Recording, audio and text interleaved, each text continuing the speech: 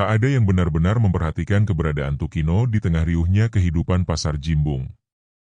Ia bukan pedagang besar, bukan tokoh penting desa, dan bukan pula orang yang sering disebut dalam obrolan warung kopi. Ia hanya penjual kolor. Celana kolor murah, warna-warni mencolok, bermotif kotak-kotak atau garis-garis yang digelar di atas tikar plastik usang yang diganjal batu bata. Ia membuka lapak di sudut pasar yang becek, di antara saluran air dan tumpukan sayur busuk. Bahkan para pedagang lain pun nyaris tak mengenalnya dengan baik. Tukino hidup sendiri. Rumahnya berada di pinggiran dusun Lengkong, tepat di tepi hutan jati yang sunyi dan jauh dari tetangga. Rumah itu tak lebih dari gubuk reot berdinding papan lapuk dan atap seng berkarat. Setiap malam, angin meniup celah-celah dindingnya, menimbulkan suara lirih seperti bisikan. Lantai tanahnya keras dan dingin, dengan tungku batu bata yang jarang menyala. Di satu sudut, terdapat rak kayu tempat ia menyimpan tumpukan kolor dagangannya. Warna-warni itu kontras dengan suramnya ruangan. Dulu, Tukino bukan siapa-siapa, tapi juga bukan orang yang sehancur itu. Ia pernah bekerja di pabrik konveksi di Solo. Hidupnya sederhana, namun stabil. Hingga suatu hari, pabrik itu tutup mendadak karena bangkrut. Sejak saat itu, nasibnya bergulir liar.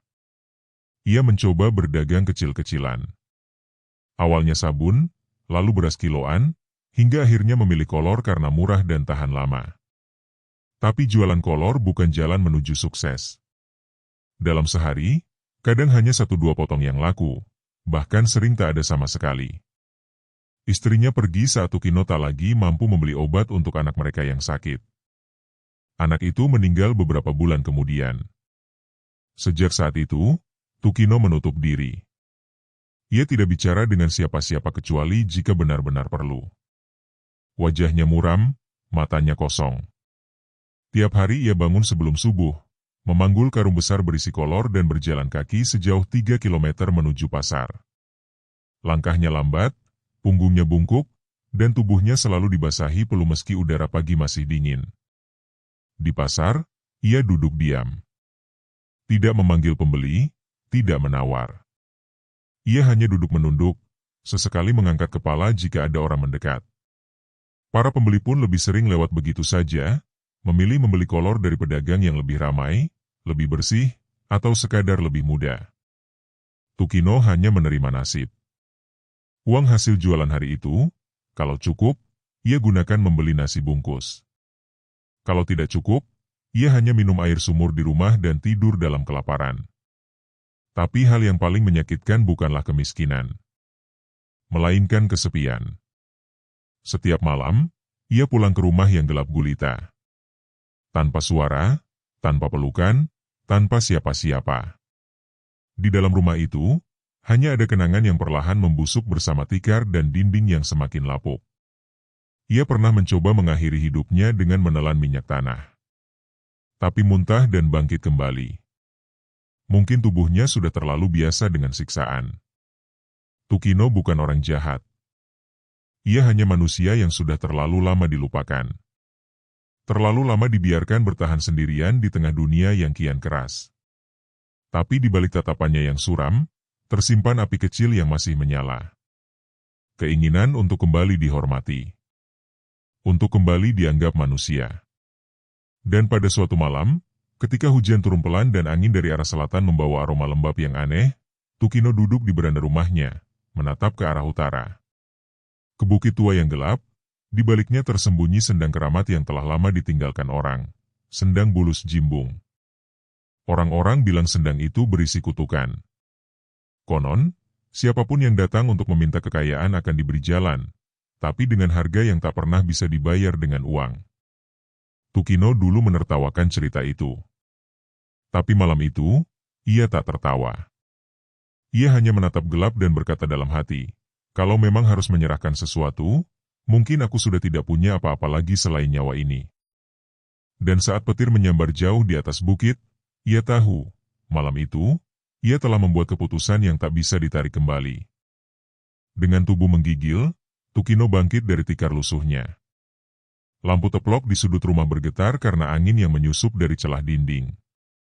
Suara kodok bersahutan dari kejauhan, bercampur dengan desir hujan yang menyayat dedaunan. Malam itu Jumat Kliwon. Langit menggantungkan kegelapan yang dalam, dan bulan tertutup awan seperti takut menyaksikan apa yang akan terjadi. Ia berjalan pelan menyusuri jalan setapak menuju bukit. Membawa kantong plastik hitam berisi sesajen sederhana, rokok lobot, kopi hitam pahit, bunga 7 rupa, dan seekor ayam hidup yang ia dapatkan dari barter dengan tetangga. Ia bahkan harus memohon dengan suara bergetar agar bisa membawa ayam itu malam ini. Hatinya sudah membatu, tapi tubuhnya masih menggigil. Entah karena dingin atau ketakutan, Tukino tak tahu.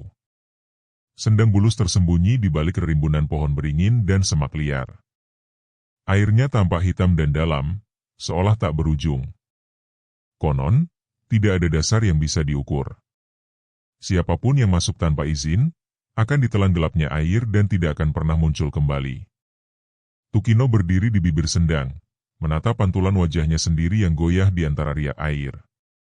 Wajah itu bukan wajah manusia biasa, tapi wajah seseorang yang tak lagi punya harapan. Ia membuka kantong plastik dan mengeluarkan semua sesajen. Diletakkannya perlahan di atas batu datar di tepi air. Tangannya gemetar saat memotong leher ayam dan membiarkan darahnya menetes ke air. Ayam itu meronta sesaat lalu diam. Sunyi. Angin berhenti. Dunia seolah menahan napas. Kemudian, dari dalam sendang, muncul gelembung-gelembung kecil. Air mulai bergerak. Riak itu berputar, membentuk pusaran lembut. Tukino menatapnya tanpa berkedip. Pusaran itu lalu membentuk bayangan. Sebuah kepala muncul. Kepala seekor bulus, besar, tua, dan berlumut. Matanya merah redup, tak berkedip, menatap langsung ke dalam mata Tukino. Tak ada suara. Tapi suara itu hadir dalam pikirannya. Tanpa kata. Tanpa bahasa. Hanya rasa yang menjalar. Dingin. Lembab. Menusuk. Ada sesuatu yang masuk ke dalam tubuhnya. Ia tak bisa bergerak. Tak bisa melawan. Nafasnya tercekat. Lalu bayangan itu berbicara lewat pikiran. Kau ingin kaya? Tukino menggigil. Tubuhnya membeku. Tapi ia mengangguk. Dalam hati. Dalam jiwa. Tinggalkan harapan. Serahkan yang paling berharga. Kau akan menerima bagianmu. Saat itu, angin kembali berhembus. Hujan berhenti. Dan dari dalam sendang, muncul sehelai kain. Hitam. Berlendir. Mengambang di atas air, lalu melayang pelan ke arahnya dan jatuh tepat di depan kakinya. Tukino menatapnya. Kain itu ternyata sepotong celana kolor. Ia mengambilnya dengan tangan bergetar. Kolor itu dingin, licin, dan terasa hidup. Tapi saat ia genggam, muncul panas yang merambat ke seluruh tubuh. Tiba-tiba dunia di sekitarnya berputar. Ia melihat wajah anaknya yang meninggal. Wajah istrinya yang pergi. Dan dirinya sendiri tertawa dengan mata kosong. Tukino terjatuh. Tak sadarkan diri. Saat ia terbangun, fajar telah menyingsing. Tubuhnya masih berada di pinggir sendang. Kolor itu kini terlipat rapi di dalam kantong plastiknya. Dan ia tahu sesuatu dalam dirinya telah berubah. Ia melangkah pulang. Tanpa bicara. Tanpa merasa takut. Karena di matanya kini ada bara. Dan dalam hatinya, sebuah suara berbisik, mulailah. Dan jangan pernah berhenti. Keesokan harinya, Tukino kembali ke pasar. Tapi ada yang berbeda dari langkahnya. Bukan lagi langkah pelan dan ragu. Kakinya menapak tanah seperti seseorang yang tahu kemana ia akan pergi, dan untuk apa ia datang. Karung dagangannya masih sama, berisi kolor lusuh dan penuh warna mencolok. Tapi kali ini, ia menyelipkan satu kolor hitam yang ia dapat dari sendang. Disimpan di bawah lapakan, tersembunyi, namun terasa berdenyut seperti detak jantung tambahan. Pagi itu, entah kenapa, pasar lebih ramai dari biasanya. Orang-orang datang lebih awal. Suara langkah, gerobak dorong, dan panggilan pedagang menyatu seperti irama kehidupan. Tukino membuka lapak seperti biasa, duduk tenang, tapi matanya terus mengamati. Tak butuh waktu lama, seorang lelaki muda mendekat dan menunjuk satu kolor biru dengan motif petir. Tanpa bicara panjang, ia membayar 3 kali lipat harga biasanya. Tak meminta kembalian. Kemudian datang seorang ibu tua. Ia memilih 2 kolor merah, katanya untuk cucunya. Tapi saat jarinya menyentuh plastik yang menyimpan kolor hitam, tubuhnya mendadak bergetar. Ia menatap Tukino dalam, seperti ingin mengatakan sesuatu. Tapi mulutnya hanya bergetar tanpa suara. Ia membayar, lalu pergi tergesa. Hari itu, kolor Tukino ludes. Tak ada satupun yang tersisa. Bahkan beberapa orang datang kembali sore hari, menanyakan stok baru. Wajah-wajah asing muncul, bahkan dari desa-desa yang belum pernah ia dengar. Semua ingin satu hal, kolor keberuntungan dari Tukino. Uang mulai mengalir. Banyak. Terlalu banyak untuk seorang penjual kolor. Tapi anehnya, Tukino tak merasa senang. Ia merasa haus. Bukan haus air, tapi haus kuasa. Setiap malam ia memeluk kolor hitam dari sendang itu, membisikkan kata-kata lirih, dan dalam tidurnya, ia bermimpi, duduk di atas tumpukan kolor yang berubah menjadi tubuh-tubuh manusia. Hari demi hari berlalu.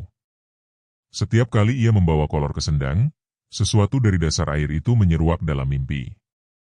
Wujud samar bulus raksasa muncul di balik kabut tipis dalam pikirannya. Matanya merah, napasnya berembun. Ia tak bicara, tapi menyusup dalam jiwa Tukino seperti kabut lembab yang menggigit.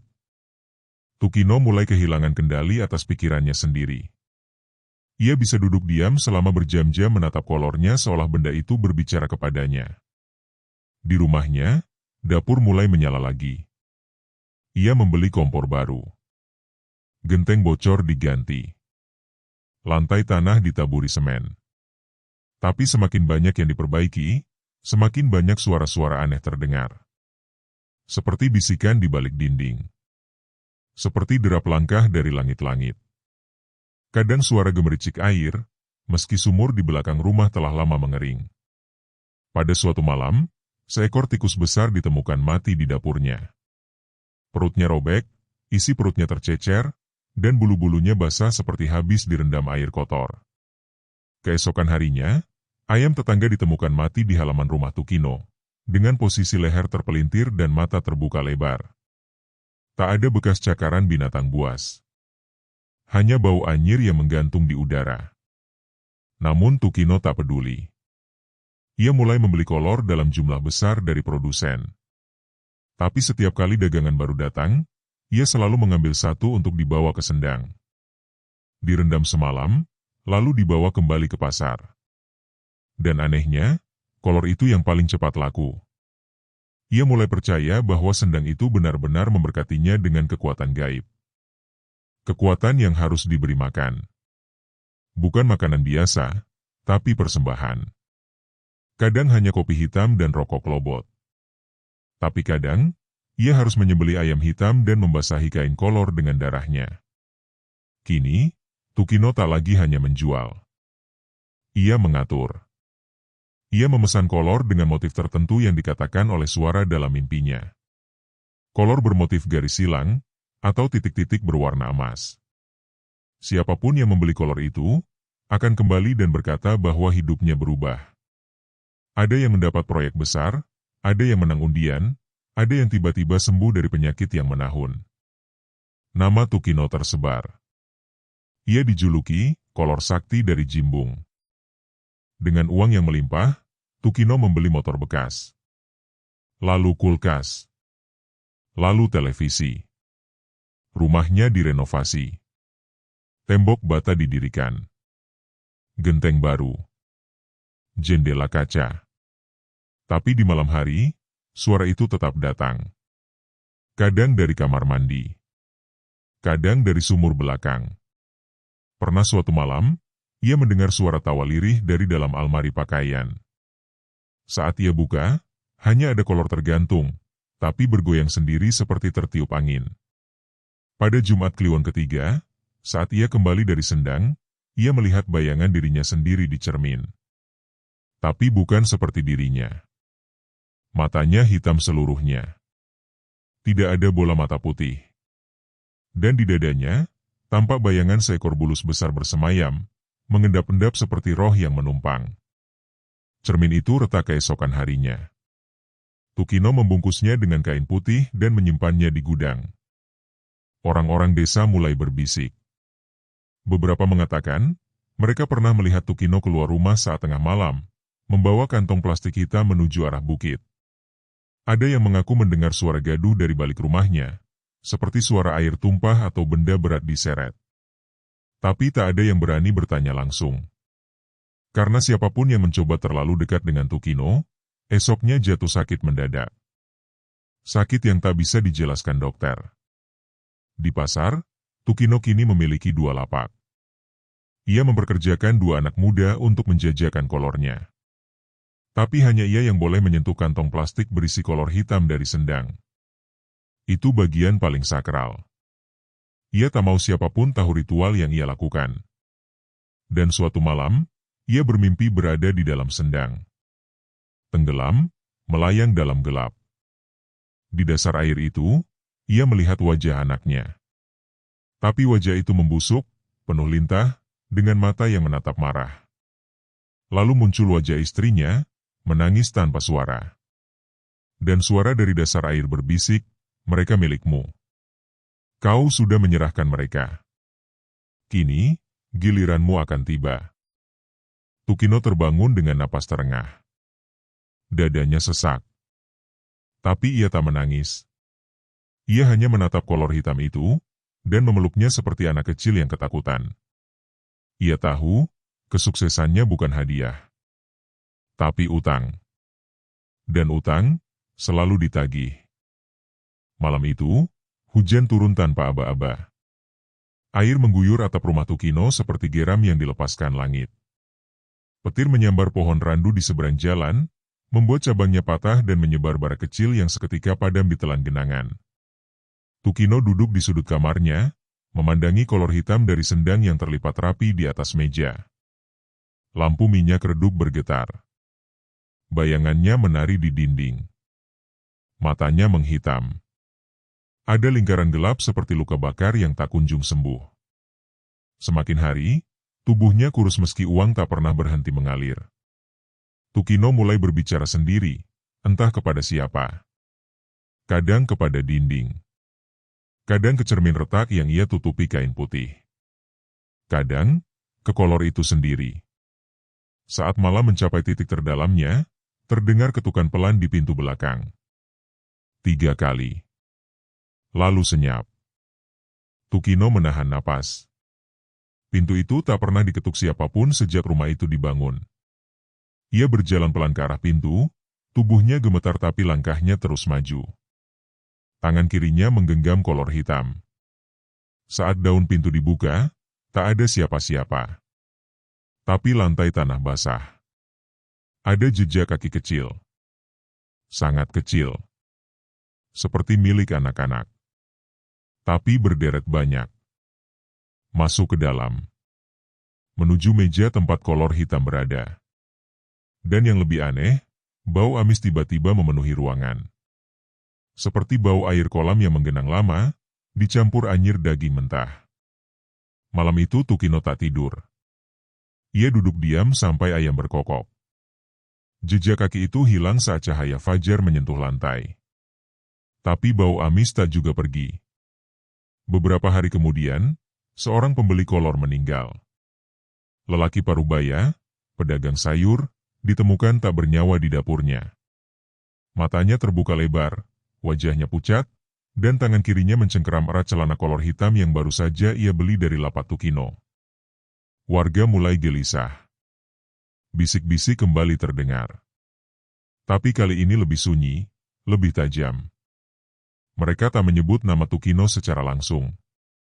Tapi semua mata mulai mengarah padanya. Mereka melihatnya berbicara dengan bayangan, tertawa di tengah sepi, dan matanya seolah menyimpan sesuatu yang tak dimiliki manusia lain. Tukino tidak peduli. Atau pura-pura tidak peduli. Ia terus menjual. Tapi malam-malamnya semakin panjang. Mimpi-mimpinya tak lagi sekadar penglihatan. Kini, tubuhnya ikut merasakannya. Seperti saat dalam mimpi ia digigit bulus besar, dan saat terbangun, lengannya berdarah sungguhan. Seperti saat ia melihat anaknya muncul dari dalam sendang dengan tubuh membusuk, dan esoknya ia muntah cacing sepanjang jari tangan. Kolor hitam itu kini seperti bernyawa. Kadang Tukino menemukannya berpindah tempat sendiri. Kadang terlipat rapi di rak. Kadang sudah berada di tikar. Pernah satu malam ia bangun dan mendapati kolor itu tergantung di jendela, bergerak-gerak sendiri seperti diterpa angin padahal udara benar-benar hening. Pada Jumat Kliwon berikutnya, ia pergi ke sendang membawa sesajen lebih banyak. Kali ini bukan ayam. Ia membawa kucing hitam.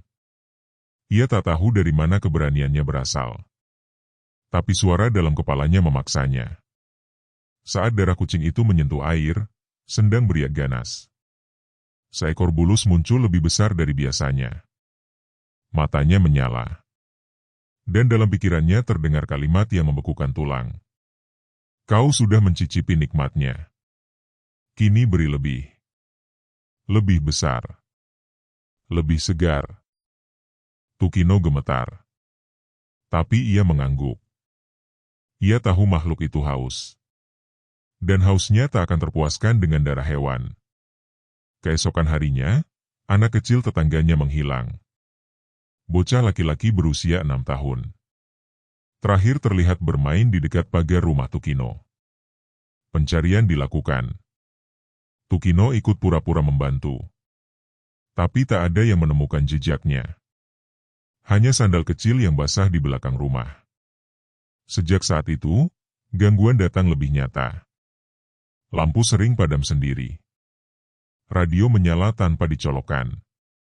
Suara tawa anak-anak terdengar dari loteng yang bahkan tidak ada tangganya. Dan pada suatu malam, Tukino melihat sesuatu di cermin. Wajahnya sendiri. Tapi mulutnya lebih lebar. Dan dari balik pundaknya, muncul bayangan bulus besar dengan mata menyala merah, menggoyangkan kepala seolah tertawa. Tukino menjerit. Tapi tak ada suara keluar. Ia hanya bisa menatap cermin itu sampai pecah sendiri. Warga mulai menjauh darinya. Tidak ada lagi yang mau berutang. Bahkan tukang sayur dan tukang es pun enggan lewat depan rumahnya. Tapi tetap saja, kolornya laris. Orang-orang luar desa datang membeli. Ada yang dari kota, ada yang dari luar provinsi. Mereka datang dengan mobil, motor, bahkan berjalan kaki. Mereka percaya kolor Tukino membawa keberuntungan. Dan memang benar, beberapa mengaku hidupnya berubah. Tapi beberapa, hilang begitu saja. Dan setiap kali ada pembeli yang tidak pernah kembali, Tukino merasa tubuhnya makin kuat. Tapi hatinya makin hampa. Ia mulai tidur di ruang tamu, ditemani kolor hitam yang kini digantung di atas pintu seperti jimat. Malam demi malam, mimpi demi mimpi, semua perlahan membentuk satu kesimpulan. Ia sudah menyerahkan hidupnya. Kini hanya tinggal menunggu waktu sebelum sesuatu dari dalam sendang itu datang mengambil semua, termasuk jiwanya sendiri. Namun sebelum waktu itu tiba, penderitaan datang dengan cara yang lebih kejam. Awalnya dari tubuhnya sendiri. Tukino mulai sering merasa gatal tak tertahankan, terutama di punggung dan leher. Setiap digaruk, kulitnya melepuh seperti melepuh kena air panas. Dokter desa tak bisa menjelaskan. Katanya alergi, tapi salep tak mempan. Beberapa malam, ia tidur dengan badan dibalut kain basah. Tapi itu pun tak membantu. Lalu suara-suara itu makin nyata. Tidak hanya di malam hari, tapi siang bolong pun ia bisa mendengar suara langkah kaki kecil di atap rumahnya. Suara gemercik air dari kolong lantai. Kadang suara rintih anak kecil yang samar-samar terdengar dari dapur. Warga sekitar mulai benar-benar menjauh. Anak-anak dilarang mendekati rumahnya. Bahkan tukang pos hanya melempar surat dari jauh.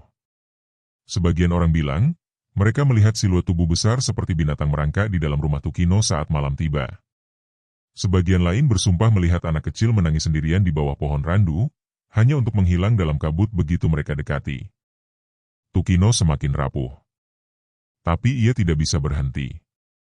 Uang masih datang. Warungnya kini 5. Ia menyewa karyawan. Bahkan punya seorang sopir pribadi yang membantunya mengangkut barang. Tapi tidak ada satupun yang tahu, bahwa di tiap kardus kolor yang ia jual, ada satu kolor hitam dari sendang yang diselipkan di tengah-tengahnya. Kolor itu kini selalu menuntut tumbal. Dan jika tidak diberi, maka orang terdekat Tukinolah yang diambil. Pada malam Selasa Wage, Warti, tetangga sebelah rumah Tukino ditemukan tak bernyawa di sumur belakang. Lehernya luka seperti digigit sesuatu yang besar. Air sumur berbau amis selama seminggu. Tukino pura-pura tak tahu. Tapi malam sebelum kejadian, ia melihat bayangan Warti berdiri di depan rumahnya, menatap lurus ke pintu, dengan mata kosong. Tukino sadar, ia harus kembali ke sendang. Tapi kali ini tidak hanya membawa kolor dan kopi pahit.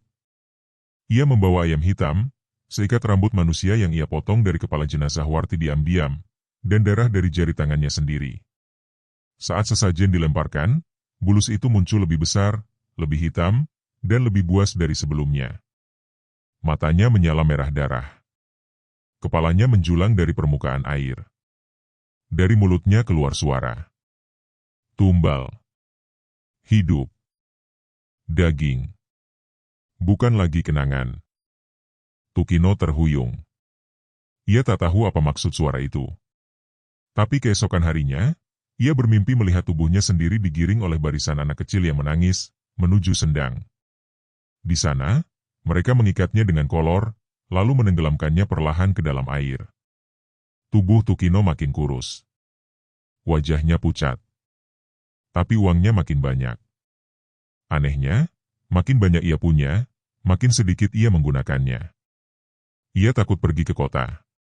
Takut berada di tengah keramaian.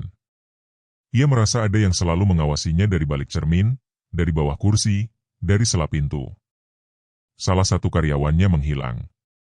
Namanya Cipto. Ia terakhir terlihat membawa beberapa bal kolor untuk dijual ke pasar lain.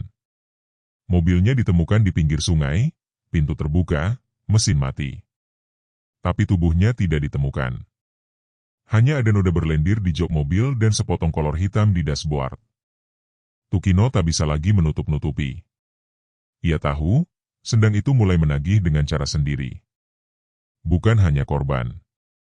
Tapi rasa takut, panik, dan ketergantungan. Semua harus dibayar. Semua harus dikembalikan. Dan malam itu, saat Tukino hendak tidur, ia melihat sesuatu berdiri di sudut kamar. Bukan manusia. Bukan hewan. Tapi percampuran keduanya. Tubuhnya mirip manusia, tapi kepalanya seperti bulus. Kulitnya berlendir. Tangannya panjang menjulur hingga ke lantai. Matanya merah, bibirnya bergerak tanpa suara. Tukino menjerit. Tapi tubuhnya tak bisa digerakkan. Ia hanya bisa memelototi makhluk itu yang perlahan melangkah maju, dan menyentuh kolor hitam di meja. Waktumu hampir habis, suara itu berbisik dalam pikirannya. Keesokan harinya, Tukino membakar semua kolor hitam. Ia pergi ke pasar dan membatalkan semua pengiriman. Tapi itu tidak mengubah apapun. Karena malam berikutnya, kolor itu muncul lagi. Basah. Lendir. Dan berbau seperti tanah basah bercampur daging busuk. Orang-orang mulai melihat Tukino berjalan sendiri tengah malam, mengelilingi rumahnya sambil memegangi kepala. Kadang ia berbicara dengan tembok. Kadang tertawa sendiri. Kadang berteriak marah ke langit. Suatu malam, ia menyalakan lilin di depan rumah. Membacakan mantra yang ia pelajari dari kitab tua yang ditemukan di bawah meja rumah kosong. Tapi lilin itu padam sendiri.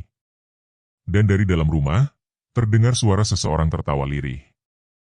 Suara yang ia kenal. Suara anaknya yang telah lama meninggal. Warga desa sepakat. Rumah Tukino kini dikutuk. Tak ada yang berani mendekat. Bahkan kepala dusun pun enggan membahasnya. Namun bisnis Tukino masih berjalan. Kolor-kolornya masih dikirim ke luar kota. Masih laris manis. Masih dipercaya membawa keberuntungan. Hanya Tukino yang tahu bahwa setiap keberuntungan itu dibayar dengan kesengsaraan jiwa. Bahwa tiap kali seseorang memakai kolor dari sendang itu, ada bagian dari dirinya yang ikut tersedot ke dalam air hitam yang tak berujung. Dan malam itu, saat bulan penuh menggantung di langit, Tukino akhirnya menangis. Untuk pertama kalinya sejak semua ini dimulai, ia menangis tanpa suara. Di depan sendang. Memeluk kolor hitam yang kini tampak seperti makhluk hidup. Karena ia tahu, malam itu bukan giliran siapa-siapa. Tapi giliran dirinya sendiri. Langkah Tukino terasa berat saat menyusuri jalan tanah menuju sendang. Malam itu angin tidak bertiup. Daun tidak bergoyang. Langit seperti dibekukan oleh kekuatan tak terlihat.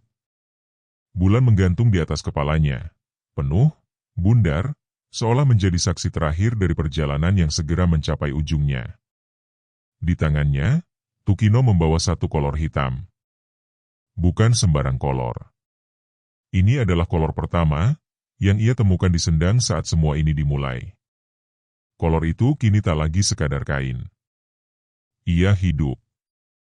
Ia berdenyut dalam genggamannya. Lendirnya hangat seperti tubuh makhluk bernyawa. Dan di setiap tarikan napas, Tukino merasa warna hitam dari kain itu menyusup masuk ke paru-parunya. Saat sampai di tepi sendang, airnya tampak tenang. Terlalu tenang. Seperti kaca hitam yang siap memantulkan segala keburukan yang pernah dilakukan manusia. Disinilah semuanya bermula. Disinilah semuanya akan berakhir. Ia duduk di atas batu besar. Membuka bungkusan sesajen terakhir, kopi pahit, telur ayam kampung, bunga 7 rupa, dan sekerat daging mentah. Ia tak tahu daging apa itu. Ia hanya mengambil dari plastik yang digantungkan di pagar rumahnya tadi pagi. Mungkin dari seseorang yang tahu ini akan menjadi akhir. Kolor hitam diletakkan di tengah persembahan. Dan ia mulai berbicara. Bukan dengan mulut. Tapi dengan hati. Ia memanggil bulus itu. Makhluk yang selama ini memberinya kekayaan. Makhluk yang sekaligus mencuri jiwanya pelan-pelan. Ia memanggil, dan sendang pun bergelombang. Permukaan air mulai bergerak. Lalu berputar. Dan dari dalam pusaran itu, makhluk itu muncul. Bulus raksasa. Matanya merah. Lidahnya menjulur. Di punggungnya tumbuh semacam cangkang berlumut, retak dan penuh ukiran seperti nisan. Tukino menunduk. Ambil aku. Aku sudah cukup, bisiknya dalam hati. Tapi makhluk itu hanya menatap. Lalu dari balik tubuhnya muncul bayangan-bayangan lain. Bayangan anak kecil. Bayangan wanita tua. Bayangan orang-orang yang menghilang selama ini. Semua menatap Tukino. Wajah-wajah penuh luka. Mata mereka kosong. Namun dari kerongkongan mereka keluar suara serempak. Kau belum cukup. Kau baru mulai. Tukino mundur. Tapi kakinya seperti mengakar. Tubuhnya gemetar. Kolor di atas batu mendadak terbang, melilit lehernya sendiri. Seperti ular. Seperti tali pesugihan yang marah karena tak diberi apa yang dijanjikan. Ia berusaha melepasnya. Tapi kain itu mengencang. Nafasnya tercekik. Mata Tukino terbelalak. Dalam pandangan kabur, ia melihat bulus itu membuka mulut lebar-lebar. Dan dari dalam mulutnya, keluar suara anaknya. Suara yang tak pernah ia dengar sejak kematian itu. Bapak, kenapa kasih kami ke sendang? Tubuh Tukino roboh. Tapi tidak langsung tenggelam. Kolor itu menariknya perlahan ke dalam air. Sendang yang tadinya diam, kini menelan tubuh Tukino seperti pusaran neraka. Dan saat tubuh itu menghilang seluruhnya, permukaan sendang kembali tenang. Seolah tak pernah terjadi apa-apa. Esok paginya, Warga menemukan sandal Tukino di tepi sendang. Tak ada jejak. Tak ada mayat. Tapi air sendang berubah keruh. Dan dari dalam, tercium bau anyir yang menusuk. Kepala dusun memerintahkan warga tak lagi mendekat. Diberi garis larangan dari kayu dan sesajen.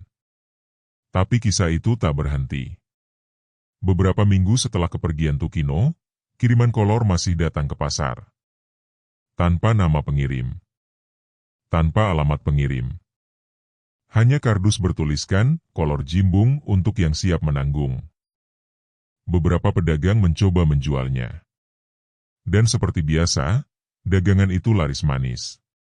Tapi dalam seminggu, satu persatu dari mereka mengalami hal aneh. Ada yang hilang. Ada yang sakit. Ada yang rumahnya terbakar tanpa sebab. Dan setiap rumah yang terkena musibah, selalu ditemukan satu kolor hitam tergantung di dalamnya. Warga desa akhirnya sepakat membakar semua kolor itu. Tapi tidak mudah. Kainnya tidak terbakar seperti biasa. Butuh waktu berjam-jam dan 7 orang dukun dari 3 desa untuk menetralisir energi yang terkandung di dalamnya. Sendang Jimbung kini dikeramatkan. Tidak ada yang boleh mendekat. Tidak ada yang berani mandi, mencuci, apalagi memancing. Dikelilingi pagar kayu, diberi papan peringatan, dan setiap malam Jumat Kliwon, masih terdengar suara air beriak meski tidak ada angin sama sekali. Dan kadang, suara anak-anak tertawa dari dalamnya. Orang tua kini memperingatkan anak-anak muda yang ingin cepat kaya. Jangan macam-macam dengan kolor Jimbung. Yang kamu pakai bisa jadi milik Tukino. Dan setiap kali kamu pakai, ada bagian dari tubuhmu yang ditarik makin dekat ke sendang. Cerita Tukino menjadi legenda. Tapi bagi sebagian orang yang pernah melihatnya, yang pernah menerima uang darinya, yang pernah membeli kolornya, itu bukan legenda. Itu kutukan yang masih hidup. Karena setiap pesugihan yang tak diberi batas, akan menelan apa saja. Dan pesugihan Sendang Bulus tak pernah puas. Airnya masih tenang. Tapi selalu lapar.